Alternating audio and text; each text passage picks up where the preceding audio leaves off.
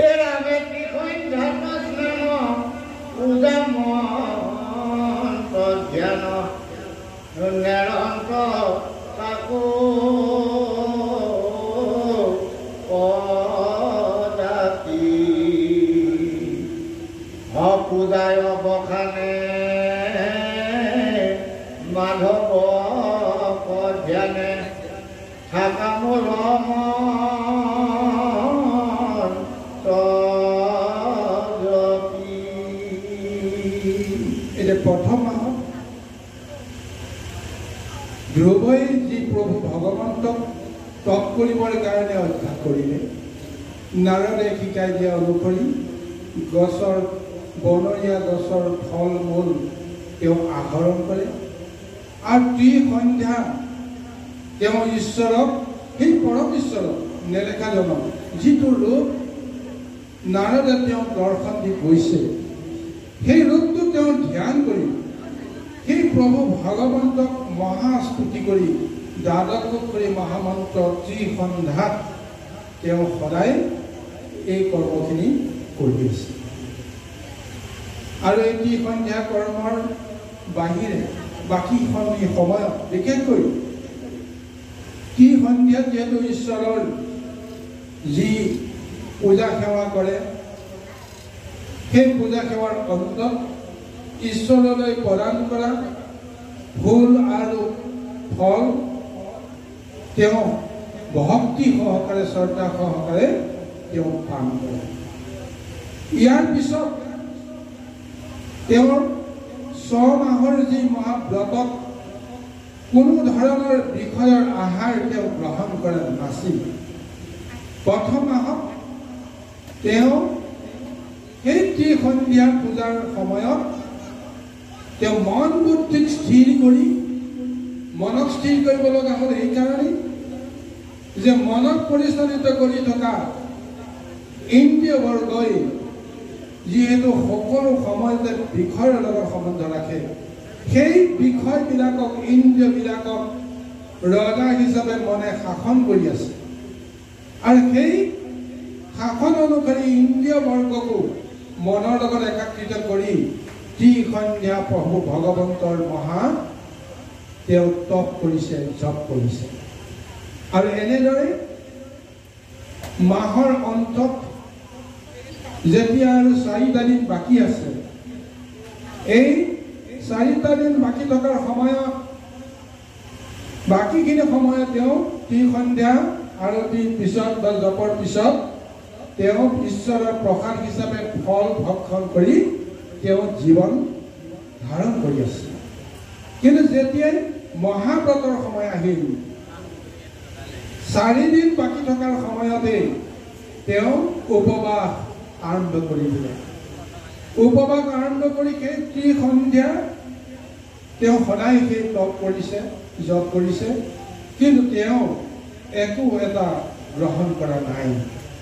আৰু যেতিয়া 4ৰ্থ দিনৰ অৱসান হয়, সেই অৱসানতহে তেওঁ ফল গ্ৰহণ কৰি, ফলকে প্ৰসাদ হিচাপে গ্ৰহণ কৰি প্ৰথম মাহৰ মহাতপ তেওঁ সামৰণি কৰিছে। আৰু ইয়াৰ পিছত দ্বিতীয় মাহ যেতিয়া তেওঁ তপ কৰিব, সেই তপ কৰিবলৈ যাওঁতে আৰু বেছি উগ্ৰ তপ তেওঁ কৰিব লাগিব। কাৰণ ঈশ্বৰক পাবৰ কাৰণে প্ৰথম অৱস্থাত আমি ইমান কষ্ট কৰিব নালাগে, কিন্তু তাৰ পিছত যিমানেই দিন বাঢ়ি গৈ থাকিবে সিমানেই দেহ আৰু মনত নানান ধৰণৰ হয়তো কষ্ট অনুভৱ আহিব পাৰে। সেইকাৰণে তেওঁ নিজৰ মনক ইমানেই কঠোৰ কৰি এই ব্ৰতক দ্বিতীয় মাহত তেওঁ যাবলৈ আৰম্ভ কৰিছে। আহক আমি পদৰ মাজলৈকে আগুৱাই কৃষ্ণ। দ্বিতীয় মাহত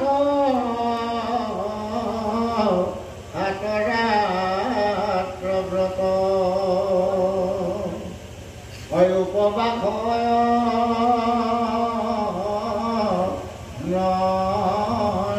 ধৰে। সপ্তম দিনত শান্ত প্ৰকাপাত অপাৰণা ভংগ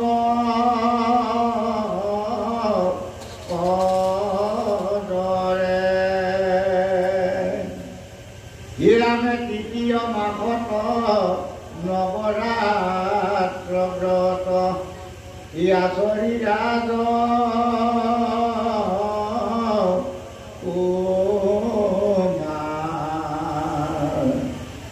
দশম দিনত পালনা কৰন্ত গণ্ডুষে পদ লাহাৰ। এৰামে চতুৰ্থ মাসত দ্বাদশ দিনত নকৰি একো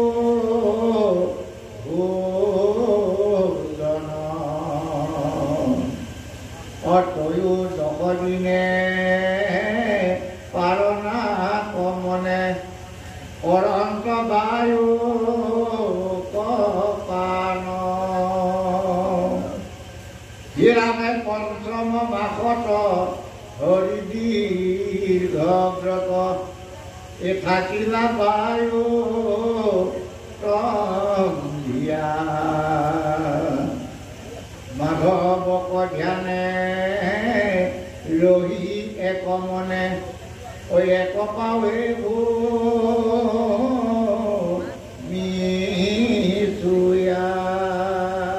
প্ৰথম মাহৰ যি মহাতপৰ যি মহাযজ্ঞ বা পূজাৰ অৱসানত যি পালনাৰ কাৰণে ফল ভক্ষণ কৰিলে, সেই ফলটোৱে অন্তিম তেওঁৰ ভোজন, ফল ভোজন। তাৰ পিছদিনাখনৰ পৰা দ্বিতীয় মাহ আৰম্ভ হৈ গ'ল। সেই দ্বিতীয় মাহত সন্ধ্যা পূজা পৰ্বৰ জপ কাৰ্যটো চলি আছে। আৰু আহাৰ হিচাপে কেৱল গছৰ শুকান পাত তেওঁ ভক্ষণ কৰিয়েই সময়বোৰ ঈশ্বৰৰ নামত আগবঢ়াই লৈ গৈ আছে। গৈ গৈ যেতিয়া দ্বিতীয় মাহ সমাপ্ত হ'বলৈ আৰু মাত্ৰ 7টা দিন বাকী আছে, 7টা দিন বাকী থকাৰ লগতে আৰু এটা দিন যোগ দি 8টা দিন বাকী থকাতে তেওঁ আকৌ মহা উপবাস আৰম্ভ কৰি দিলে। এই উপবাসত তেওঁ গোটেই মাহটো কি খাইছিল গছৰ শুকান পাত গছৰ পৰা সৰি পৰা শুকান পাতকে তেওঁ ঈশ্বৰক চিন্তা কৰি তেওঁ ভক্ষণ কৰিছিল আৰু এই 8টা দিন বাকী থকাৰ সময়ত তেওঁ গছৰ পাতটোকো ভক্ষণৰ পৰা বিৰত থাকি মহাব্ৰত তেওঁ আৰম্ভ কৰি দিলে আৰু 7টা দিন তেনেদৰে ত্ৰিসন্ধ্যা আৰতি কৰিছে সেই সময়ত ফল গছৰ পাতটোকো তেওঁ ভক্ষণ কৰা নাই আৰু যেতিয়া মাহটোৰ অন্তিমত 7ম দিন যেতিয়া সমাপ্ত হৈছে মহাপূজাৰ সেই পূজাৰ সমাপনত তেওঁ এটা পকা গছৰ পাত ভক্ষণ কৰি তেওঁ পালনা কৰিছে তাৰ পিছত তেওঁ আৰু খাবলৈ 3য় মাহত আৰু একো নাই গছৰ পাতটোকো তেওঁ ত্যাগ কৰি দিলে তাৰ পৰিৱৰ্তে তেওঁ কেৱল সামান্য জল তেওঁ পান কৰি গোটেই মাহটো তেওঁ অতিক্ৰম কৰিছে 3য় মাহ এই 3য় মাহত গৈ গৈ যেতিয়া 11 দিন বাকী আছে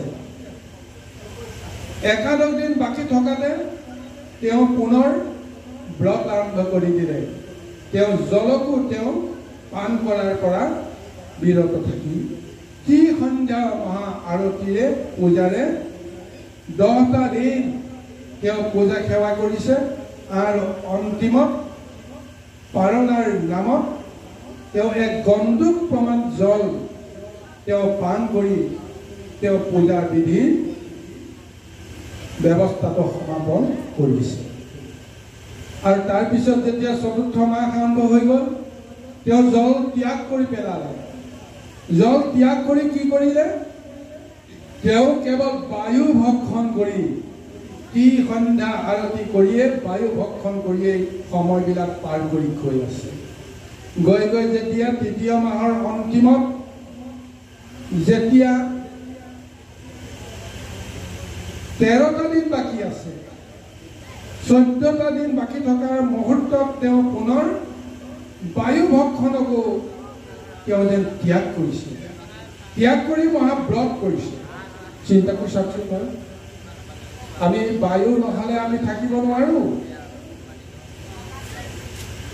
উশাহ নিশাহ কেনেকৈ লৈ আছো আমি ক'ব নোৱাৰো অকণমান সময় যদি আমি উশাহ ল'ব নোৱাৰো বা অকণমান সময় উশাহ লৈ যদি ভিতৰৰ পৰা নিশাহটো এৰি দিব নোৱাৰো তেতিয়াহ'লে আমাৰ অৱস্থা কি হয় আমি সকলোৱে জানো কিন্তু এতিয়া এই 4ৰ্থ মাহত ধ্ৰুৱই বায়ু ভক্ষণৰ পৰাও বিৰত থাকি প্ৰভু ভগৱন্তৰ কেই মহা জপ কৰিছে আৰু জপ কৰি গৈ যেতিয়া 14টা দিন বাকী আছে তেতিয়া তেওঁ বায়ু ভক্ষণো ত্যাগ কৰি তেওঁ কি কৰিছে মহা জপ তেওঁ আৰম্ভ কৰি দিছে আৰু 4ৰ্থ মাহৰ অন্তত যেতিয়া 13টা দিন পাৰ হৈ মাহটো সমাপ্তি হৈছে সেই সময়ত পূজাৰ পালনৰ নামত তেওঁ কেৱল এবাৰ বায়ু ভক্ষণ কৰি পূজা বিধি সম্পন্ন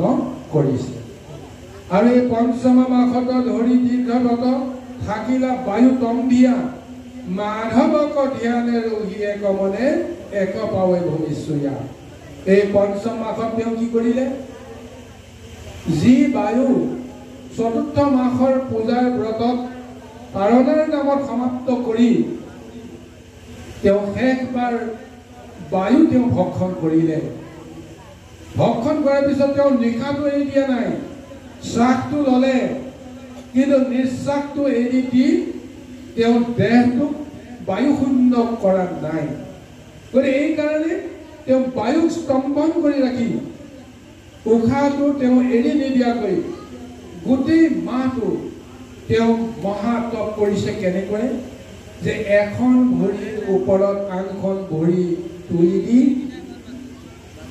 এখন ভৰিৰ ওপৰত থিয় হৈ দুয়োখন বাহু ওপৰলৈ তুলি ভগৱন্তক নমস্কাৰ কৰি সেই প্ৰভু ভগৱন্তৰ মহামন্ত্ৰ দ্বাদশ অক্ষৰী মহামন্ত্ৰ তেওঁ অহৰহ জপ কৰি গৈ আছে। গৈ গৈ পঞ্চম মাহ শেষ হ'বলৈ অতিক্ৰম হ'বলৈ আৰু বেছিখন নাই। এইখিনি সময়তে সৃষ্টিত এক নানান ধৰণৰ হুলস্থুল আৰম্ভ হৈ গৈছে। বাৰু কি নহওক গুৰু সমস্ত এইখিনি আমি এটা কথা ক'ব লাগিব যে ভগৱন্তৰ নামত যে আমি ব্ৰত কৰিব লাগে, ভগৱন্তক পাবৰ কাৰণে যে আজি ধ্ৰুৱই ইমান কঠোৰ ব্ৰত কৰিব লগা হৈছে, সমস্ত আহাৰ বিহাৰ ত্যাগ কৰিছে। কিয় আহাৰ বিহাৰ ত্যাগ নকৰাকৈ ঈশ্বৰক পূজা কৰিব নোৱাৰি যাব? আমি যে সদায় আলোচনা কৰোঁ খাই বৈ ভক্তি, গতিকে খাই বৈ ভক্তি শব্দটোৰ লগত বিষয়ৰ সংসাৰখনৰ সম্বন্ধ আছে। কিন্তু যদিহে আমি একান্তভাৱে সেই নেদেখাজনক বিচাৰোঁ, সেই নেদেখাজনে কি খায় তাকো আমি জানিব লাগিব। ভগৱন্তে যি খায় আমি সেইবিলাকে আমি খাব লাগিব। কিন্তু ভগৱন্তৰ যিবিলাক প্ৰয়োজন নাই, বিষয়ৰ খাদ্যবিলাক ভগৱন্তৰ কাৰণে কোনো অৰ্থ নাই। আৰু সেই বিষয়ৰ খাদ্যবিলাকে আমাক কি কৰে? দেহ অশুদ্ধি কৰে, দেহত মায়াৰ মল লাগি থাকে, যাৰ ফলত আমাৰ মন বুদ্ধি চিত্ত আমাৰ সদায় চঞ্চল হৈ থাকে। পোৱা নোপোৱাৰ বেদনাবিলাক সকলো সময়তে আমাৰ হৃদয়ত ঠাহ খাই থাকে। কিন্তু যদিহে একান্তভাৱে ঈশ্বৰক পাব লাগে, মহা আনন্দৰে পাব লাগিব। ঈশ্বৰক যদি পাব লাগে আমি ঈশ্বৰে ভাল পোৱা ধৰণে আমি কৰ্ম আচৰণ কৰিব লাগিব, তপ কৰিব লাগিব, জপ কৰিব। গতিকে ঈশ্বৰে যি নাখায়, ঈশ্বৰে যি নাখায়ো জীয়াই থাকে, আমিও ঈশ্বৰৰ লগত প্ৰকৃতিৰ একো সম্পদ নাখালেও আমি জীয়াই থাকিব পাৰিম। ধ্ৰুৱৰ জৰিয়তে সেই প্ৰমাণটো দিছে। তাৰ বাহিৰেও লৌকিকভাৱে আমি বহুজন সন্যাসীক দেখিছোঁ, সাধুক দেখিছোঁ, আমি উদাহৰণ পাইছোঁ। আজিবাৰ ধ্ৰুৱই এই তপস্যা কৰিলে, কিন্তু বাল্মীকিকে আদি কৰি মহৰ্ষিসকলে যেতিয়া তপস্যা কৰিছিল, মহৰ্ষি নহয় তেতিয়া বাল্মীকি, তেওঁ এজন মহাদস্যু আছিল, মহাবিষয়ী আছিল। এই মহাবিষয়ী মহাদস্যুজনৰো যেতিয়া ঈশ্বৰ গুৰু দৰ্শন হ'ল, ঈশ্বৰৰ মন্ত্ৰ যেতিয়া তেওঁ পাই গ'ল, গতিকে তেওঁ যেতিয়া তেওঁ তপ কৰিলে, ধ্ৰুৱই কি তপ কৰিছে? বাল্মীকিয়ে তপ কৰোঁতে কি হৈ গ'ল? তেওঁ এবাৰে যি তপত বহিল, কিমান দিন পাৰ হৈ গ'ল ক'ব নোৱাৰে। গোটেই দেহটো সাফলুৱে খাই শেষ কৰি পেলালে। অকণমানো ভোগ পিয়াহ দুখ কষ্ট বেদনা সহ্য কৰিব লগা নহ'ল। তদ্ৰূপ আমিও যদি একান্তভাৱে ঈশ্বৰক সাধনা কৰোঁ, ঈশ্বৰক যদি আমি তপ কৰোঁ, বিষয়ৰ বাসনাই আমাক কেতিয়াও আমাৰ মন বুদ্ধিক কেতিয়াও বিচলিত কৰিব নোৱাৰে। আৰু প্ৰভু ভগৱন্তক দিবলৈ শুদ্ধ বস্তু আমাৰ একোৱেই নাই। এই সংসাৰত সকলোতে কিবা নহয় কিবা এটা বিষয়ৰ মল লাগি আছে। সেইকাৰণে আমাৰ মাধৱ গুৰুজনায়ো সুন্দৰভাৱে এক মহা স্তুতিত তেওঁ উল্লেখ কৰিছে, ঘোষাত উল্লেখ কৰিছে, কি দিয়া পুজিম প্ৰভু চৰণে মুৰাৰী, তোমাকো পুজিবে বস্তু নাপালো বিচাৰে। তামোল দিয়া পুজিম প্ৰভু কেৰকেটুৱাই খালে, চাব, পাণ দিয়া পুজিম প্ৰভু মকৰাই চাটিলে। আমিতো ঈশ্বৰক দিবৰ কাৰণে প্ৰথমতে গুৱা পাণ তামোলযোৰকে আমি আশ্ৰয় কৰোঁ, কিন্তু প্ৰকৃতিৰ মল তাতো লাগি আছে। তাৰপিছত কৈছে কি যে অন্ন দিয়া পুজিম প্ৰভু মায়ে ৰান্ধিলে, দুগ্ধ দিয়া পুজিম প্ৰভু দামুৰিয়ে খালে। মায়ে ৰন্ধা আহাৰখনত সংসাৰৰ আটাইতকৈ বিষয় মল তাতে লাগি আছে। মাকে সন্তানৰ মমতাক শুদ্ধ অশুদ্ধ পৰিৱেশ চিন্তা নকৰি যেনি তেনি আহাৰ খুৱাই শৰীৰটোক বিষাক্ত কৰি দিলে। চাওকচোন গুৰুসকল, আইসকল, আমি যেতিয়া জন্ম গ্ৰহণ কৰা শিশুটোক লক্ষ্য কৰোঁ, শিশুটো জন্ম হোৱাৰ লগে লগে আমাৰ লৌকিকত কি আহিল যে তেওঁৰ পৰিয়ালত চোৱা লাগিল, হয়নে? 11টা দিন তেওঁ কোনো ঈশ্বৰৰ কৰ্ম কৰিব নোৱাৰিব। আমি সেই বিধি মানি লওঁ, চোৱা আৰম্ভ হৈ গ'ল। কিন্তু সেই চোৱা গাতে দুগ্ধ পান কৰাই শিশুটোক জীৱনী শক্তি প্ৰদান কৰিছে। অথচ সেই এগৰাকী নাৰীক লৈ চোৱাটো আৰম্ভ কৰিছে সমস্ত পৰিয়ালত, বংশত, সমাজত। আৰু সেই চোৱাটো গ্ৰহণ কৰিয়ে পান কৰিয়ে শিশুটো প্ৰাণ শক্তি, জীৱনী শক্তি তেওঁ লাভ কৰিছে। চিন্তা কৰিছ কিমান অশুদ্ধ দেহ হ'ল। তাৰপিছতো মাহেকীয়াই হওক বা অন্য যিয়ে অৱস্থাত নহওক, মাকে সন্তানক আহাৰ নোখোৱাকৈ কেতিয়াও থাকিব নোৱাৰে। গতিকে মাকে যি আহাৰ খায়, যি অন্ন গ্ৰহণ কৰে, এয়া ঈশ্বৰৰ লগত সম্বন্ধ থকা বিষয় নহয়, সংসাৰৰ মায়াৰ লগত জড়িত হৈ থকা বিষয়। গতিকে ভক্তিভাৱেৰে আজি সেই মাতৃৰ ৰন্ধা আহাৰকণকো কবিসকলে, আধ্যাত্মিক পুৰুষসকলে সংসাৰৰ মল লাগি থকা কথাটো কৈ আছে। আৰু দুগ্ধ দি পুজিম প্ৰভু জামুৰিয়ে খালে। দুগ্ধ পবিত্ৰ বস্তু বুলি আমি সকলোৱে গণ্য কৰোঁ, কিন্তু জোঠা বস্তুটোক আমি ঈশ্বৰক প্ৰদান কৰিছোঁ। কাৰণ ডামুৰিয়ে যদি উহাৰত প্ৰথমতে খুন্দিয়াই প্ৰথম দুগ্ধকণ যদি তেওঁ পান নকৰে, পিছৰ দুগ্ধখিনি আমি কেতিয়াও লাভ কৰিব নোৱাৰোঁ, হয়নে নহয় কওক? আমি কিন্তু ডামুৰিয়ে খাই এৰি দিয়া দুগ্ধহে আমি ঈশ্বৰক দিওঁ। গতিকে আধ্যাত্মিক তত্ত্বত সেইটো অশুদ্ধ। তাৰপিছত কৈছে জল দিয়া পুজিম প্ৰভু বিতাল কৰে মাছে, মন দিয়া পুজিম প্ৰভু মনমোহে স্থিৰ, চিত্ত দিয়া পুজিম প্ৰভু পাপে জৰ্জৰিত। গতিকে সংসাৰত যিমানবিলাক দ্ৰব্য আছে তাৰ ভিতৰত মনটো বোলে প্ৰকৃতিৰে এটা সম্পদ, কিন্তু এই মন আৰু চিত্তও পাপে জৰ্জৰিত হৈ আছে, মনতো বিষয় লাগি আছে। সেইকাৰণে ঈশ্বৰক দিব পৰা প্ৰকৃত শুদ্ধ বস্তুটো বিচাৰি পাইছে এনেদৰে যে মন দিয়া পুজিম প্ৰভু। আপোনাৰ কি কি কৈছে এই লাষ্টত পাহৰিলোঁ নহয়, সেইটোৰ নামৰ পদটো পাহৰিছোঁ। চিত্ত দিয়া পুজিম প্ৰভু পাপে জৰ্জৰিত। যেই বস্তু দিওঁ প্ৰভু সেই বস্তু চোৱা, নামেৰে পুজিম প্ৰভু গধূলি পুৱা। আটাইতকৈ শুদ্ধ বস্তুটো কি হৈ গ'ল? নাম। নামৰ বাহিৰে শুদ্ধ সম্পদ এই জগতত নাই। কিন্তু নামক শুদ্ধ কৰিবৰ কাৰণে আমি মনক শুদ্ধ কৰিব লাগিব। যি মনৰ জৰিয়তে আমি নাম লৈছোঁ, মনক শুদ্ধ কৰিবৰ কাৰণে আমাৰ চিত্ত শুদ্ধ কৰিব লাগিব। মনক শুদ্ধ কৰিবৰ কাৰণে দেহকে আদি কৰি সমস্ত বৈষয়িক ব্যৱস্থাবিলাকক আমি শুদ্ধ কৰি যি নাম লওঁ, সেই নামেহে প্ৰভু ভগৱন্তক সন্তুষ্ট কৰিব পৰা যাব। গতিকে আজি ধ্ৰুৱই যিটো নাম লৈছে, পূজা কৰা মানে কি তেওঁ নাম লৈছে। দ্বাদশ অক্ষৰ মহামন্ত্ৰত কি আছে? প্ৰভু ভগৱন্তৰ ৰহস্য তত্ত্বই লুকাই আছে। সমস্ত ভাগৱত মূৰ্তিটো তাত লুকাই আছে, সমস্ত দৰ্শন লুকাই আছে।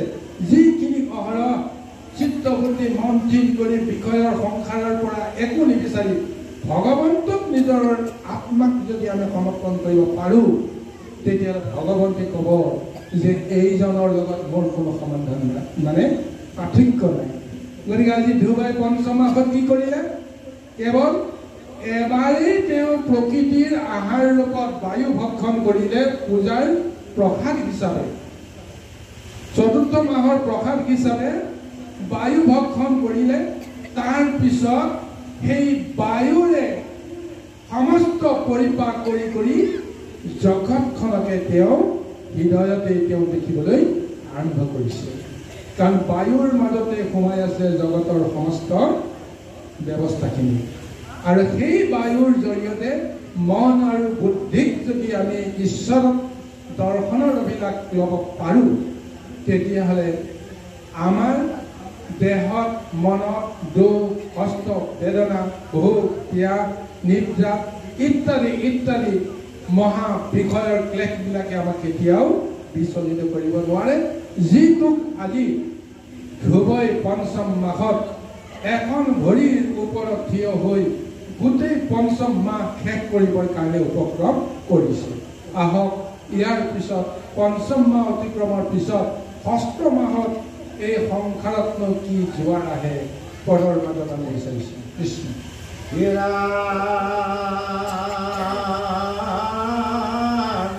কীটবাত ঘোৰ কহি নিৰন্তৰ অনকাহন্তয়া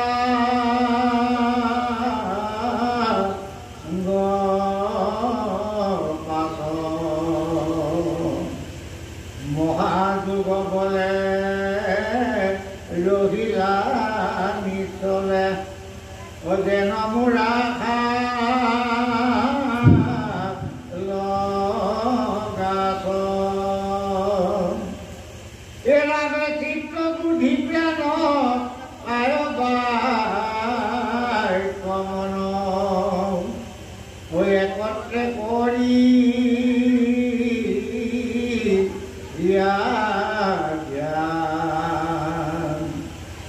কৃষ্ণৰ ৰূপত ভূয়া শকত একোনে দেহ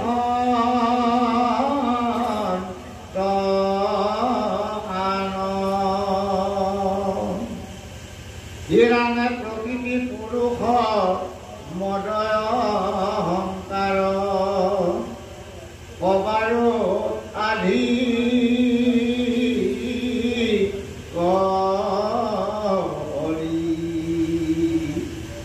তাংকে গৃহব্ৰতে ধৰিলো মনতে অধুবেশা বধা নকৰি এৰামে জাকু তলি কৰ আত্মা দামোদৰ ধৰিলা ধ্ৰুৱে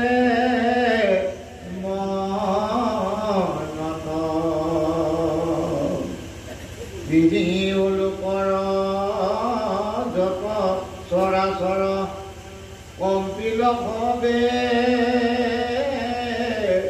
জগত। যি মহাতপস্যা ধ্ৰুৱাই কৰি আছে আমি শুনোতে বিচুতি হৈছোঁ। 5 বছৰীয়া এটা শিশুৱে ইমান দৃঢ় মন লৈ কেনেকৈ ইমান কঠোৰ তপ কৰিছে।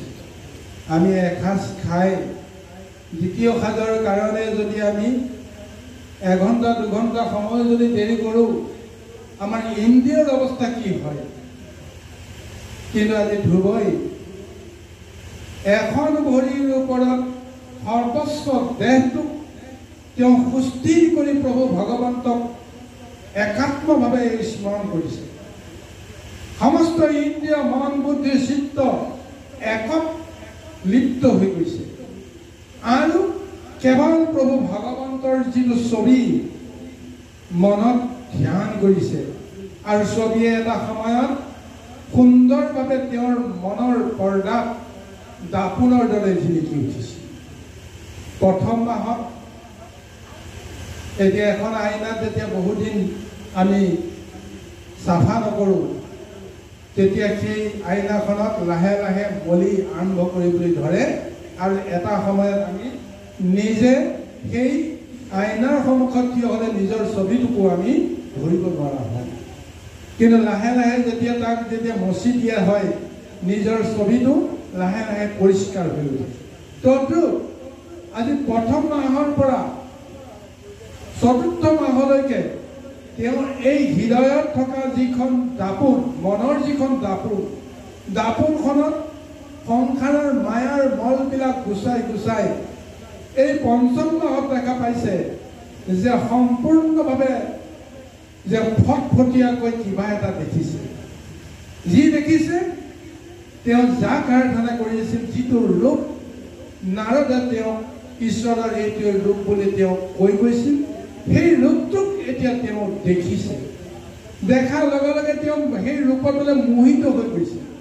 মোহিত হোৱাৰ লগে লগে তেওঁ নিজৰ অৱস্থানৰ কথাও পাহৰি গ'ল যে মই এই 5ম মাহত এখন ভৰিৰ ওপৰত থিয় হৈ মই তপ কৰি আছোঁ। এই ধাৰণাও তেওঁ পাহৰি গ'ল। কি কৰিছে নিজেই গম নোপোৱা হৈ গ'ল। কেৱল ঈশ্বৰৰ যিটো প্ৰতিচ্ছবি মনৰ পৰ্দাত মনৰ দাপোনত যেতিয়া উজলি উঠিছে, সেই ঈশ্বৰৰ ৰূপটো দৰ্শন কৰিয়েই তেওঁ ইমান পুলকিত হৈছে, ইমান আনন্দিত হৈছে।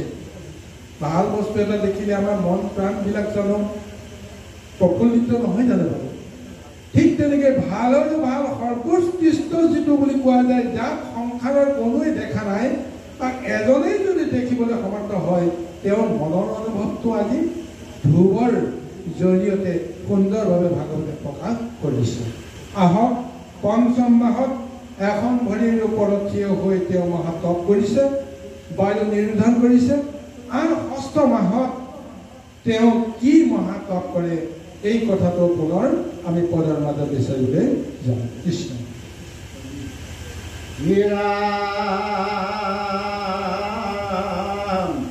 পঞ্চমাকে বহি গইলা, ছয় মাহ খোৱাতি ভৰিলা, অপাকে দিও পাও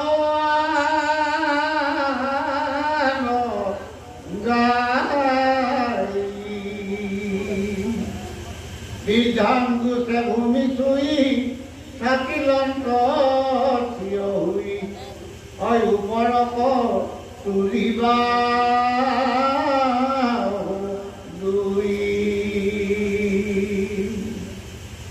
এৰামেৰ জগত আধাৰ হৰি, তাহাঙ্ক হৃদয়ে ধৰি, যেখনে লৰন্ত ধ্ৰুৱে ধৰি, ওই ভীতি অর্ধেক সরে, কি ভীতি অর্ধেক পরে, এ তলবল পরে বখন ধরি। যেন হস্তি ছড়ে না হয়ে, যেই ভীতি লড়ে পাওয়া, সেই ভীতি নাও হয়ে কাটি। কুমাৰৰ কয়ো ভৰে, সেইভাৱে মহিলৰে, চৰাচৰো ভয় ভৰিলা ৰাতি। হীৰাম পাছে ধ্ৰুৱে মাধৱক কৰি নিয়া হিৰিগত, বায়ুকলি ৰুধি তম্বি ৰৈলা। ঐ এতহন্তে জগতৰ প্ৰাণবায়ু নিৰন্তৰ, কাৰো আৰু বাহিৰ নভৈলা। এতিয়া পঞ্চম মাহ অতিক্ৰম কৰিলে।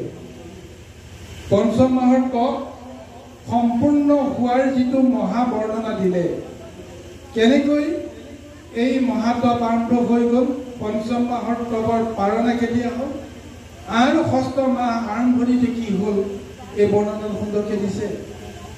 যেতিয়াই পঞ্চম মাহ শেষ হৈছে, যেতিয়া পাৰণা সময় হ'ল, যিখন ভৰিৰ ওপৰত থিয় হৈ তেওঁ তপ কৰিছিলে, এতিয়া তেওঁ ভৰি সলাই লৈছে। ইখন ভৰি তেওঁ মাটিত পেলাইছে, আৰু ইখন ভৰি তেওঁ ইখন ভৰিৰ ওপৰত উঠাই লৈছে, আৰু এটা মানে বুঢ়া আঙুলিৰ ওপৰত থিয় হৈছে। কেৱল আঙুলিৰ আগটোহে তেওঁ ভূমি চুই আছে, বাকী সমস্ত সেই আঙুলিটোৰ ওপৰত ভিৰ দি ঊৰ্ধ্ববাহু কৰি তেওঁ মহাতপ আৰম্ভ কৰি দিছে। আৰু এইখনত কি হৈ গ'ল, সমস্ত জগতলৈ তোৰ পাৰ লাগি গৈছে। সমস্ত জগতত এনেকুৱা হৈ গৈছে যে ভূমিকম্প আহি গ'ল, কোনো বস্তু থিৰেৰে থাকিব নোৱাৰা হৈ গ'ল। দেৱতাবিলাকে স্বৰ্গটো কঁপনি তুলিছে, তেওঁলোকে ভাবিব পৰা নাই। মধ্যত থকা জীৱবিলাকে ভাবিব পৰা নাই কি হৈ গৈছে। হঠাৎ ভূমিকম্প আহিছে, ইমান তলবল কৰি আছে যে এনেকুৱা এক অথন্তৰ হঠাতে জগত পাখি লাভ কৰিছে। কিন্তু ধ্ৰুৱই গমেই নাপায়, তেওঁ সেই এটা বুঢ়া আঙুলিৰ ওপৰত থিয় হৈ তেওঁ সমস্ত শৰীৰক এক মহাশক্তিত পৰিণত কৰিছে। ঢৌ ধুমুহা ভূমিকম্পই কোনো কাৰণতে তাক লৰচৰ কৰিব নোৱাৰে। স্বৰূপাৰ্থ এই মুহূৰ্তত যদিও ভাগৱতে বৰ্ণনা দিছে লৌকিক দৃষ্টিত বুঢ়া আঙুলিটো লগাই থোৱা কথাটো কৈছে, প্ৰকৃতপক্ষে এই ভূমিৰ লগত তেওঁৰ সংযোগ নাইকিয়া হৈ গৈছে। তেওঁ ভূমিৰ ওপৰতেই তেওঁ আকাশতে যেন প্ৰভু ভগৱন্তক স্থিৰ বুদ্ধিৰে তেওঁ মহাতপ কৰি আছে। যি প্ৰভু ভগৱন্তে নিজে তাত অৱস্থান কৰি অটল হৈ ৰৈ আছে, আৰু সেই প্ৰভু ভগৱন্তক লৰচৰ কৰাৰ শক্তি এই সৃষ্টিত আৰু কাৰোৱে নাই। ধ্ৰুৱৰ নিজৰ মনৰ চেতনাই নাইকিয়া হৈ গ'ল। তেওঁ কি কৰি আছে, ক'ত আছে, সমস্ত ভাৱনা তেওঁ পাহৰি গুচি গ'ল। কিন্তু লৌকিক জগতত প্ৰভু ভগৱন্তৰ এক মহাশক্তিক হৃদয়ত তেওঁ ধাৰণ কৰি এনেকুৱা এটা ৰূপ ল'লে, সমস্ত জগতৰ পৰা যেন বায়ুখিনি টানি আনি তেওঁৰ গৰ্ভৰ ভিতৰতে তেওঁ যেন ঠাই দিছে। গতিকে এতিয়া উশাহ নিশাহ ল'ব নোৱাৰা এটা অৱস্থা গোটেই জগতত আহি গৈছে। আৰু ভগৱন্তে এই পৰীক্ষাটো কৰিয়েই সকলোকে এই তত্ত্ব জ্ঞান দিবলৈ গৈ আছে। ভগৱন্তৰ নামত অটলভাৱে দৃঢ়ভাৱে যি ভকতে মহাজ্ঞান কৰে, প্ৰকৃতিৰ ঢৌ ধুমুহাই প্ৰকৃতিৰ কোনো বিপদ আপদে তেওঁক একো অনিষ্ট সাধন কৰিব নোৱাৰে। ইয়াৰ আগতে আমাৰ শ্ৰদ্ধাৰ ঋজু পাঠক মহন্ত প্ৰভু জনাই সুন্দৰ এটা উদাহৰণ দিছে যে ভকত আৰু বৈষ্ণৱৰ হৃদয়ত প্ৰভু ভগৱন্ত যেনেকৈ জাগ্ৰত হৈ থাকে, সেই নিৰ্মল অন্তৰৰ ভকতজনে জগতৰ কাৰোৱেই অন্যায় সাধন কৰা নাই। ধ্ৰুৱৰ অন্তৰটোতো সুৰুচিৰ প্ৰতি এটা বিদ্বেষ ভাৱ আহিব লাগিছিল, কিন্তু তেওঁৰ ধ্যানত সেইটো অহা নাই। কেৱল তেওঁৰ মনত এটা আছে যে কেনেকৈ মোৰ মাতৃয়ে এইখন সংসাৰত মহা সুখ পাব পাৰে, এই জগতত নোপোৱা সমস্ত সুখ আৰু ভোগ মই কেনেকৈ লাভ কৰি মোৰ মাতৃক প্ৰদান কৰিব পাৰোঁ। জগতে যদি ক'ব লগা হয় যে সুৰুচিৰ সুনীতিৰ সমান মহাভাগ্যৱতী এই জগতত আৰু কোনো নাই, মহাসুখী এই জগতত কোনো নাই, এনেকুৱা এটা বাসনা তেওঁ ঈশ্বৰৰ পৰা বিচাৰিছে। গতিকে সেইকাৰণে সেই ঈশ্বৰৰ লগত সমন্বিত কৰিবলৈ যাওঁতে নিজৰ কি হৈ হওক, আৰু যিটো মহামন্ত্ৰ নাৰদে প্ৰদান কৰি কৈছিল যে ঈশ্বৰটো সমস্ত জীৱৰ দেহতে জাগ্ৰত সুপ্ত হৈ আছে, লুপ্ত হৈ আছে, জাগ্ৰত কৰিবৰ কাৰণে এই দ্বাদশ অক্ষৰী মহামন্ত্ৰ বাৰে বাৰে জপ কৰিব লাগিব, তেতিয়াই তাৰ মহাফলটো পাই যাবা। আৰু এই তত্ত্বটো লৈ আজি তেওঁ ভগৱন্তৰ সেই স্মৰণৰ বাহিৰে, গুৰুৰ স্মৰণৰ বাহিৰে তেওঁ আৰু কৰিব লগা ভাবিব লগা যেন একো নাই। এনেকুৱা এটা মহাপৰিৱেশ হৈছে, আৰু লৌকিক জগতত সমস্ত শক্তি যেন স্থবিৰ হৈ পৰিছে, এনেকুৱা এটা অৱস্থালৈ আহি আছে। কৃষ্ণ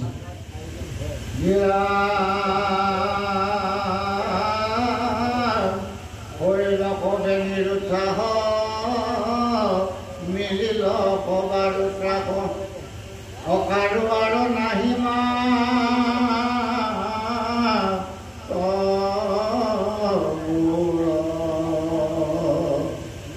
অকাৰো নাহি সিদ্ধি যেন জলন্ধৰ ব্যাধি, পেট উপন্দিল যে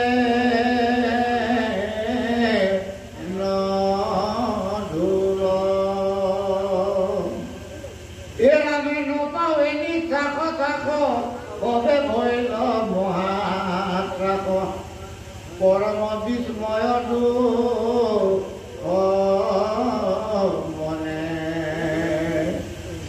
ব্ৰহ্মা আদি দেৱদূত মাধৱৰ চৰণত, অমৃত্যু ভয়ে পখিল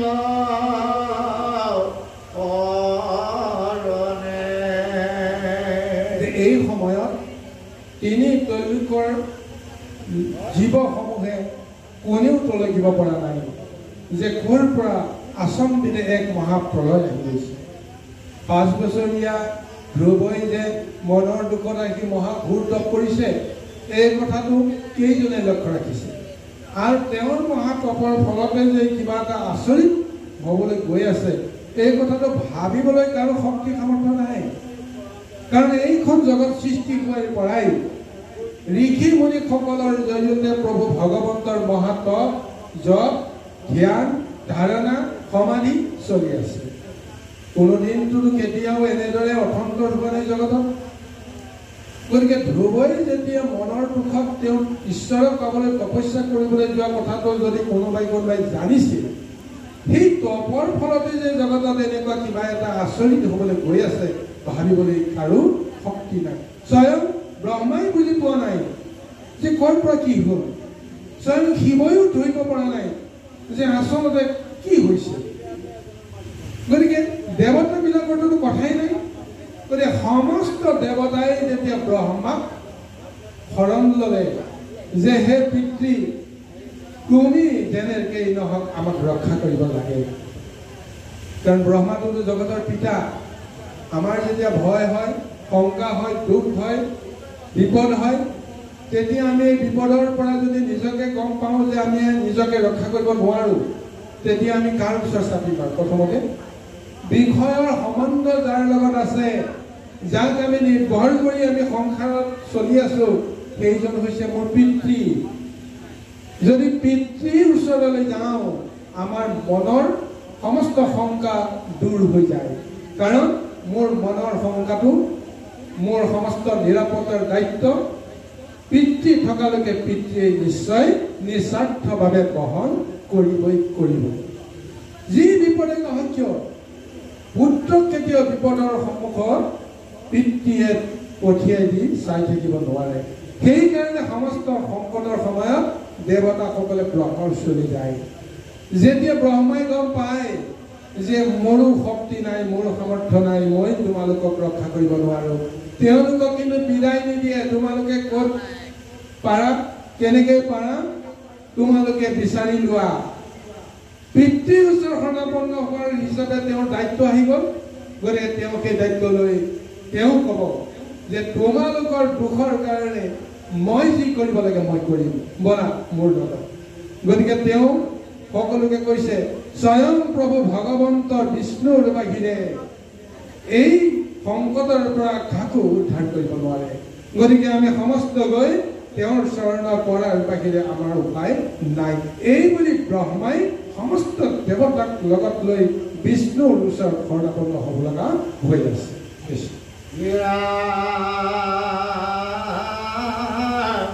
ত্ৰাহি ত্ৰাহি কৃষ্ণৰী আগে দণ্ডৱতে পৰি অপৰদূৰে কৰন্ত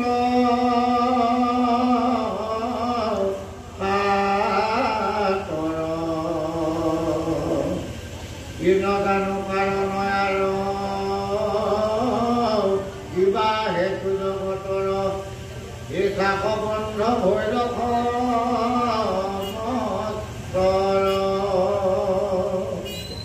পেলামে তুমি জগতৰে প্ৰাণ, তুমি দিনে কোনে আন ইটো দুখ পাৰে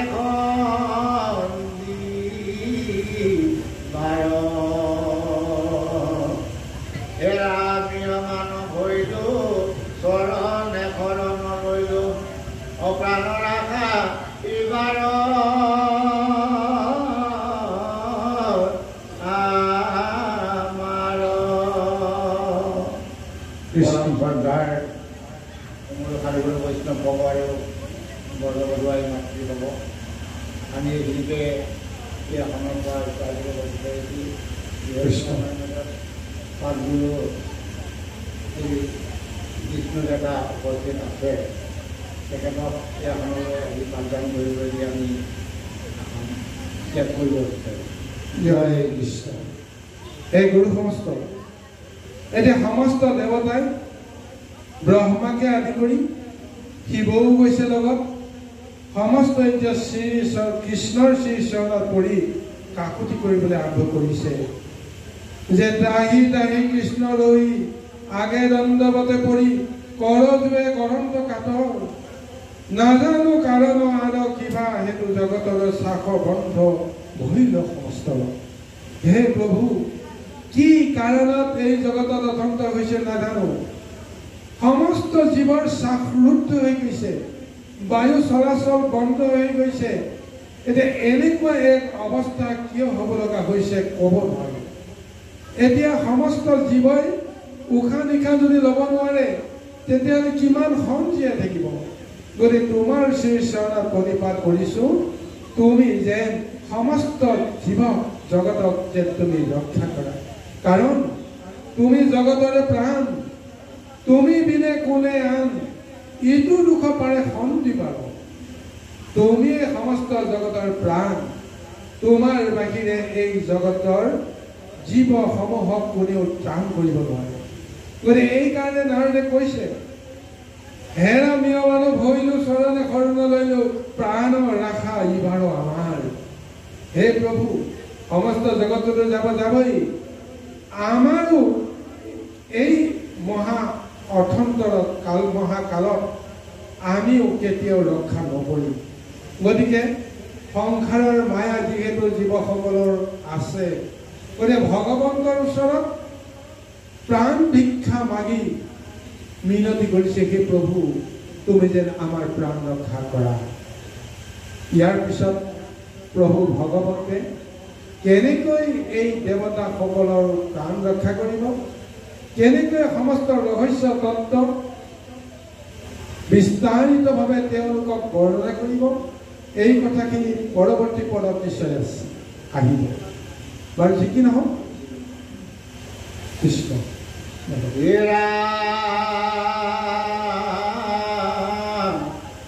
দেৱতাৰ তুতি নতি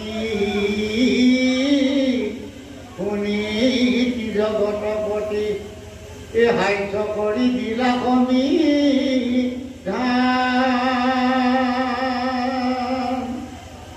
অধুবে ধাৰণা ধৰি প্ৰাণবায়ু বন্ধ কৰি সবাৰো নিৰোধী আছে প্ৰাণ।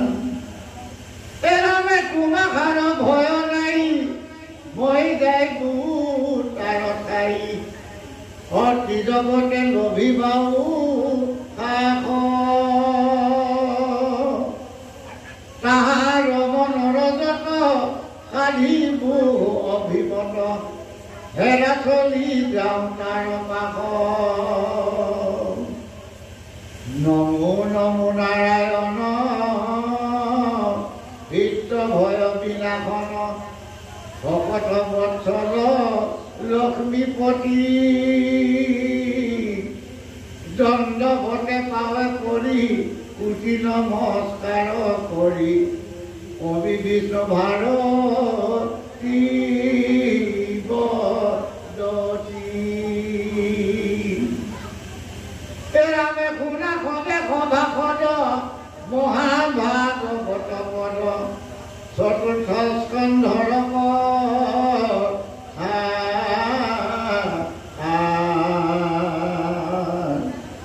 হৰি হৃদয়ে ধৰি জাতি বোলা হৰি হৰি অহৌক কোটি পুৰুষ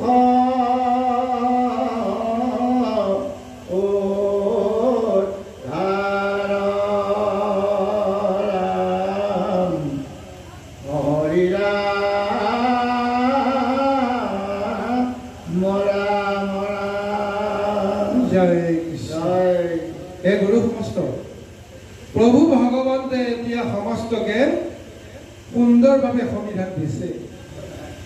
ব্ৰহ্মাকে আদি কৰি দেৱতাসকল কৈছে যে হে ব্ৰহ্মা, হে দেৱগণ, এই সমস্ত সংকটৰ কাৰণে তোমালোকে ভয় নকৰিবা। কিহৰ কাৰণে এই অৱস্থা হৈছে জানিছানে? তেতিয়া পৰম ৰহস্য কথাটো কৈছে যে মধুবনত উত্তানপাত ৰজাৰ দ্বিতীয় পুত্ৰ ধ্ৰুৱই 5 বছৰ বয়সতেই যি মহাতপ আৰম্ভ কৰি আছে, সেই মহাতপৰ ফলত তেওঁ সমস্তৰে প্ৰাণ নিজৰ হৃদয়তে তেওঁ বন্দী কৰি থৈ দিছে। সমস্ত জগতৰ প্ৰাণ প্ৰভু ভগৱন্তক এক মূৰ্তমান কৰি তেওঁৰ হৃদয়ত যেতিয়া বান্ধি থৈছে, বাহিৰত সেইজন কৃষ্ণই একো কৰিব লগা পৰিৱেশ যেন নাইকিয়া হৈ গৈছে। যে ভকতৰ হৃদয়ত তেওঁ এতিয়া বন্দী হৈ গ'ল, সেই ভকতক উদ্ধাৰ নকৰালৈকে, ভকতক কৃপা নকৰালৈকে এই সংসাৰত এনেকুৱাই অৱস্থা চলি থাকিব। গতিকে ভক্তিৰ কিমান মহাশক্তি, ভগৱন্ত বিতত হৈ যায়। আৰু এই ৰহস্যটো দেৱতাসকলক বা ব্ৰহ্মাক বা জগতক তেওঁ প্ৰকাশ কৰিবৰ কাৰণে ইমান সময়লৈকে তেওঁ অপেক্ষা কৰি আছে। নাৰায়ণে 6টা মাহৰ আৰম্ভণিতেই সৃষ্টিৰ এই ৰূপটো হৈ আছে। গৈ গৈ গৈ গৈ মাহটো সমাপ্ত হ'বলৈ বেছি সময় নাই। এনেকুৱা খনতে ব্ৰহ্মাই বা দেৱতাসকলে নিজৰ যে মৰম যে সন্নিকট হৈ গ'ল, এই ধাৰণাটো তেওঁলোকৰ মনত আহিছে আৰু বিষ্ণুৰ ওচৰলৈকে গৈছে। ইয়াৰ আগলৈকে ঈশ্বৰক বা মহাসংকটৰ সময়ত আমি কাক চিন্তা কৰিব লাগিব, কাক ধ্যান কৰিব লাগিব, এই জ্ঞানটো নহালৈকে জগতে নিকাৰ ভঞ্জি থাকিব লাগিব। এতিয়া দেৱতাসকলে নিকাৰ ভঞ্জিছে, ব্ৰহ্মাকে আদি কৰি দেৱতাসকলে সেই নিকাৰৰ পৰা পৰিত্ৰাণৰ কাৰণে যিহেতু ভগৱন্তৰ আশ্ৰয় ল'লে, ভগৱন্তে তেওঁলোকক আশ্বস্ত কৰি কৈছে যে এতিয়া এই জগতৰ সমস্ত সংকট দূৰ কৰিবৰ কাৰণে মই ধ্ৰুৱৰ হৃদয়ৰ পৰা মুক্ত হ'ব লাগিব। ধ্ৰুৱৰ তপস্যা মই ভংগ কৰিব লাগিব। ধ্ৰুৱৰ তপস্যা যেতিয়ালৈ ভংগ হ'ব তেতিয়াহে জগতে মুক্তি পাব। গতিকে মোকে যেতিয়া তেওঁ ধ্যান কৰি আছে, এই মুহূৰ্ততে গৈ মই ধ্ৰুৱক দেখা দিম আৰু ধ্ৰুৱৰ তপস্যা ভংগ কৰি সমস্ত জগতকে মই ৰক্ষা কৰিম। তাৰপিছতে সমস্ত দেৱতাই বা ব্ৰহ্মাই ভগৱন্তক স্তুতি কৰি কৈছে, নমো নমো নাৰায়ণ ভিত্ত ভয় বিনাশন ভকত বৎসল লক্ষ্মীপতি দণ্ডৱতে পৰি পাৱে পৰি কৌটি নমস্কাৰ কৰি কবি বিষ্ণু ভাৰতী পদতী। প্ৰভু ভগৱন্তৰ এই মহালীলা, ভকতৰ লগত ভগৱন্তৰ যি মধুৰ সম্বন্ধৰ কথা ব্যক্ত কৰি আজি ভাগৱত টীকাকাৰ শ্ৰী বিষ্ণু ভাৰতীয়েও প্ৰভু ভগৱন্তক সমস্ত সংসাৰৰ ভয়ৰ বিনাশক, ভিত্ত ভয় বিনাশক সেই প্ৰভু ভগৱন্তে লক্ষ্মীপতি দণ্ডৱতে কৰি নমস্কাৰ কৰিছে। আৰু আমাৰ সমস্তকো এই মহাতত্ব জ্ঞান উপদেশৰ আকাৰে তেওঁ আমাক প্ৰদান কৰিছে। যি মহান ভাগৱতত আজি ধ্ৰুৱৰ চৰিত্ৰৰ জৰিয়তে, ধ্ৰুৱৰ তপৰ জৰিয়তে, ধ্ৰুৱৰ মহা ভক্তিৰ জৰিয়তে ভগৱন্তৰ কৃপা পোৱাৰ যিটো ব্যৱস্থা, এই ব্যৱস্থাটো আমিও কৰিব যত্ন কৰিব লাগিব। তাৰ কাৰণে আমি কষ্ট কৰিব নালাগে, বিষয়ৰ কষ্ট কৰিব নালাগে। কেৱল হৃদয়ত ভগৱন্তক আমি ধাৰণা কৰিবৰ কাৰণে সদায় ভগৱন্তৰ নাম আমি স্মৰণ কৰিবৰ কাৰণে, কীৰ্তন কৰিবৰ কাৰণে, জপ কৰিবৰ কাৰণে আমি সদায় প্ৰযত্ন কৰিব লাগিব। হৰিক হৃদয়ে ধৰি ডাকি বোলা হৰি হৰি হৌক পুথি পুৰুষ উদ্ধাৰ। তেতিয়া কি হ'ব? যি প্ৰভু ভগৱন্তক আমি হৃদয়ত ধাৰণ কৰি আমি এই সংসাৰৰ পৰা মুক্ত হ'বৰ কাৰণে নিজকে হৰিৰ চৰণত সমৰ্পিত কৰিম, তাৰ ফলত কি হ'ব? যে তাৰ ফলত আমিতো উদ্ধাৰ পামেই। যিটো বংশত মোৰ জন্ম হৈছে, যিটো বংশৰ পৰিচয় লৈ মই আজি কৰ্ম কৰি আছো, কৌটি কৌটি কালৰ পৰা এইটো বংশ পতিত হৈ আছে, উদ্ধাৰ পোৱা নাই। গতিকে মই যদি ঈশ্বৰক ভক্তি কৰিব পাৰোঁ, ঈশ্বৰক যদি মই সন্তুষ্ট কৰিব পাৰোঁ, ঈশ্বৰৰ যদি কৃপা আশীৰ্বাদ লাভ কৰি মই যদি সংসাৰৰ পৰা মুক্ত হ'ব পাৰোঁ, তেতিয়াহ'লে মোৰ লগতে মোৰ কৌটি কৌটি বংশৰ পুৰুষসকল য'তেই যি ৰূপতে তেওঁলোকৰ জীৱাত্মাবিলাক বন্দী হৈ নাথাকক কিয় সমস্তবিলাকে উদ্ধাৰ পাব এজনৰ কাৰণতে। আজি যিটো ধ্ৰুৱৰ কাৰণে সম্ভৱ হ'বলৈ গৈ আছে এইটো আপোনাৰ মোৰ প্ৰত্যেকৰ কাৰণেও সম্ভৱ হ'ব পাৰে। এয়াই মহাভাগৱত মহাদৰ্শন। কৃষ্ণ কৃষ্ণ